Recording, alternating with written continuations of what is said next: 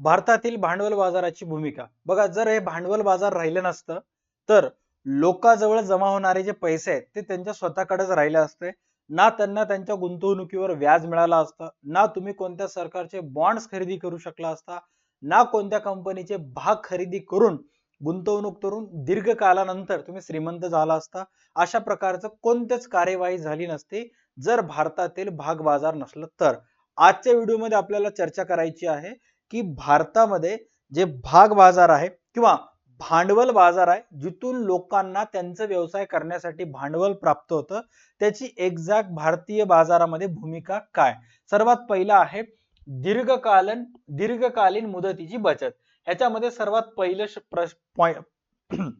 Sorry for that, यामध्ये या point मध्ये सर्वात पहिला शब्द आहे औद्योगिक संस्था. औद्योगिक संस्था म्हणजेच कंपनीज आणि सरकार गुंतवणुकीच्या निधीची वाढती मागणी असते. सरकारला सुद्धा दरवेळेस त्यांचे सरकारचे ऑपरेशन्स करण्यासाठी पैशाची गरज असते आणि प्रत्येक औद्योगिक कंपनीजला, कोणतीही स्टॉक मार्केट मधली कंपनी असू दे, यांना हमेशा व्यापार विस्तारासाठी, व्यापार वृद्धीसाठी पैशाची गरज असते.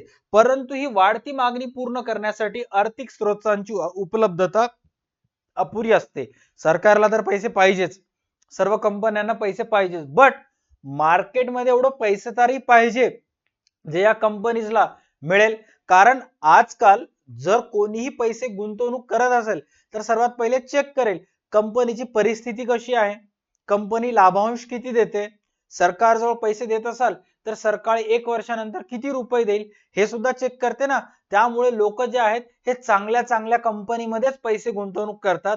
खराब कंपनी, ज्याची फायनान्शियल स्टेटमेंट खराब आहेत, यांचं प्रॉफिट कमी आहे, अशा कंपनीमध्ये कोणी पैसा टाकत नाहीत आणि अशा कंपन्यांना हमेशा पैशाची गरज असतेच. ऑलराईट, त्यानंतर काय सांगण्यात आलेलं आहे, भांडवल बाजार सुरक्षा रोख्यांच्या विक्रीतून लोकसंख्येच्या विविध विभागातील दीर्घ मुदतीच्या बचतीस एकत्रित करण्यास मदत करते. आणि हे जो लोक स्वतःच्या मुलांसाठी, मुलाच्या लग्नासाठी 10 लाख रुपये जमा करून ठेवलेले आहेत, मुलगा आता 4थी 5वीला आहे, लग्नाला आणखी त्याचे 15 वर्ष टाइम आहे, मग अशा वेळेस हे 15 वर्षासाठी जे जमा करून ठेवलेले पैसे आहेत, स्वतःच्या घरात ठेवण्यापेक्षा तुम्ही जर एखाद्या कंपनीमध्ये टाकलं, कदाचित त्या 15 वर्षानंतर ते पैसे दुप्पट तिप्पट होऊ शकतात.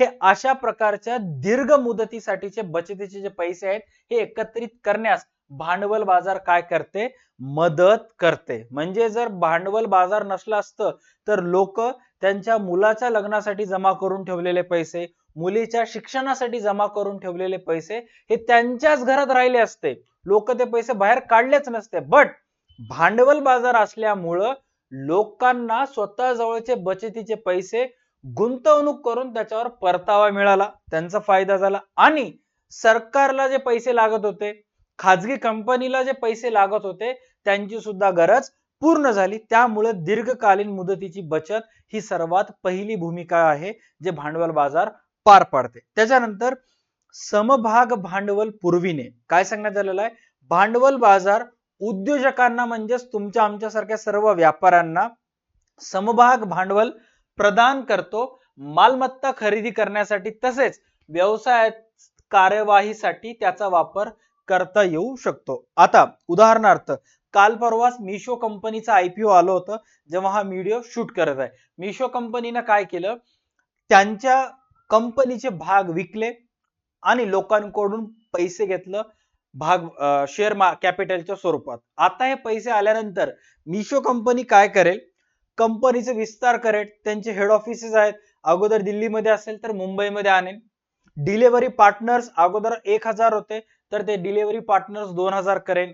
कंपनीमध्ये जे अगोदरपासून चांगले काम करणारे कर्मचारी आहेत त्यांची पगारीत वाढ करून त्यांना आणखी 4-5 वर्षासाठी ठेवून घेऊन आणखी त्यांच्याकडून चांगल्यातलं चांगलं काम करून घेणं. म्हणजेच कंपनी किंवा जे व्यापारी आहेत त्यांच्या बिझनेसचे डे टू डे ऑपरेशन्स पार पाडण्यासाठी सुद्धा भांडवल बाजार मदत करते. कसं, स्वतःच्या कंपनीचे भाग विका, जनतेकडून पैसा घ्या, आलेला पैसा तुम्ही तुमच्या व्यापार वृद्धीसाठी वाढवू शकता.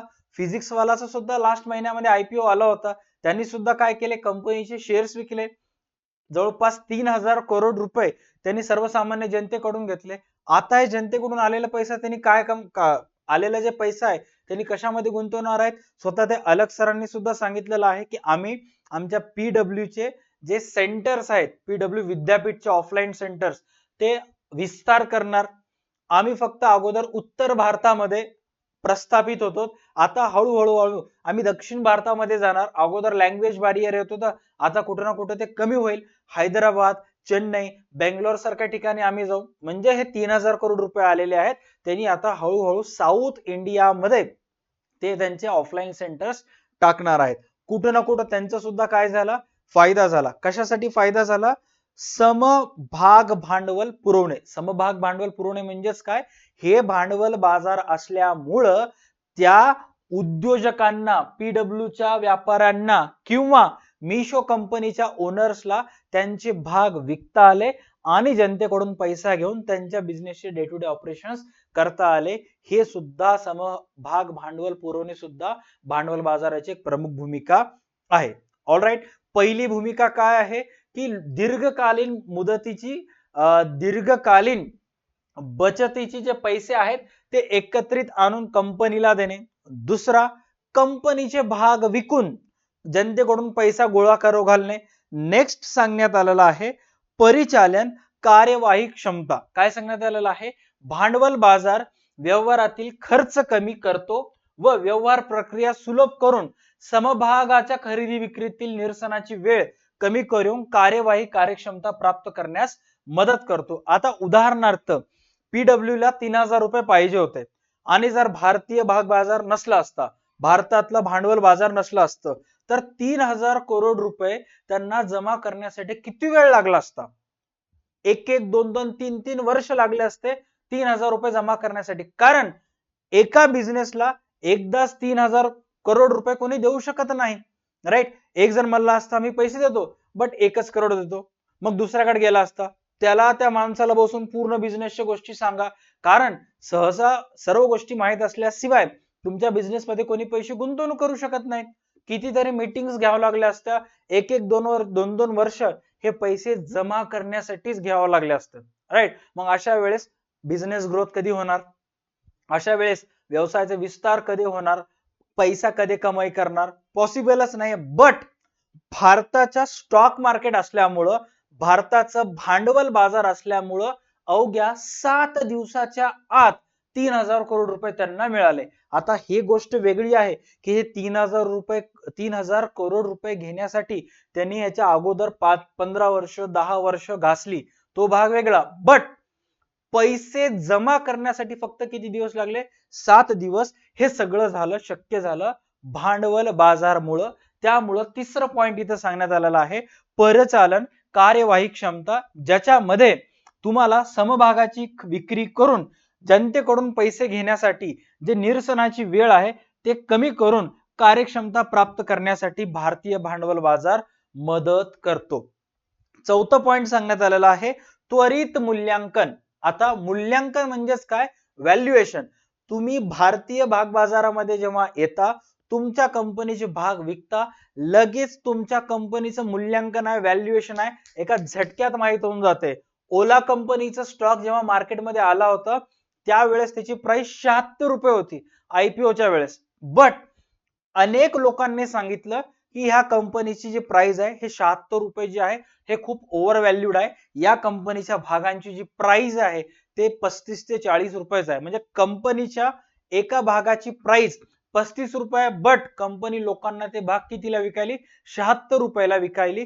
त्यावेळेस जे हे लोक म्हणत होते की 76 हे खूप जास्त आहे, 35 हे खूप कमी आहे, जे लोक म्हणत होते की 35 हे ऍक्च्युअल असायला पाहिजे, बट कंपनीने एक शेअर 76 रुपयाला विकायली. काय सांगायलो? ओला कंपनीचं ज्यावेळेस IPO आला होता त्यावेळेस कंपनीचा एक भाग कंपनी 76 रुपयाला विकली होती.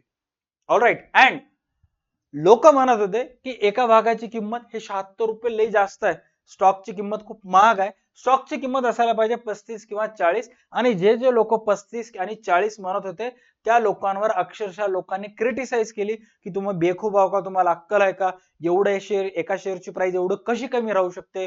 ओलाचं जे मार्केट मधलं हिस्सा आहे 40% हिस्सा आहे, तरी सुद्धा एवढं कसं कमी राहू शकते? बट आज त्या शेअरच्या स्टॉकची जी प्राइस आहे ते किती आहे? 35 आहे. म्हणजेच तुम्ही तुमच्या कंपनीची व्हॅल्यू जास्त पण दाखवू शकत नाही आणि तुमच्या कंपनीची व्हॅल्यू कमी पण दाखवू शकत नाही. भारतीय भांडवल बाजार जे आहे ते त्वरित मूल्यांकन करतं की तुमच्या भागांच्या किमती किती असल्या पाहिजेत. आता काय सांगण्यात आलेलं आहे? भांडवल बाजार समान समभाग आणि कर्ज रोखे आणि कर्ज रोखे साधनांचे उचित आणि त्वरित मूल्य निश्चित करण्यास मदत करतो. लगेच माहित होऊन जातं की 3 वर्षामध्ये तुमचं प्रॉफिट किती आहे, रेव्हेन्यू किती आहे, इबिटडा किती आहे, त्याचबरोबर तुमचे नेट ऍसेट व्हॅल्यू किती आहे, कंपनीचे एकूण कॅपिटल किती आहे, व्हॅल्युएशन किती आहे आणि तुम्ही कितीला भाग विकायला ते.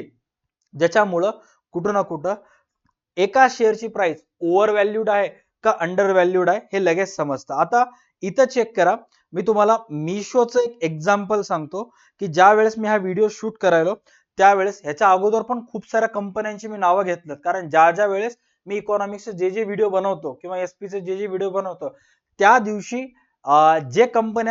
ज्या कंपन्यांची प्राइस कमी जास्त आहे ते मी सांगत असतो. आता उदाहरणार्थ मिशोची प्राइस चेक करा. आज मिशोच्या एका शेअरची किंमत इथे व्हिडिओ मध्ये दिसल्याप्रमाणे 235 रुपये आहे आणि ज्या वेळेस हा भारतीय भाग बाजारामध्ये लिस्ट झाला होता, म्हणजे कंपनीने ज्या वेळेस त्यांचे भाग विकायला काढले होते त्यावेळेस, जस्ट एक सेकंड सांगतो मी,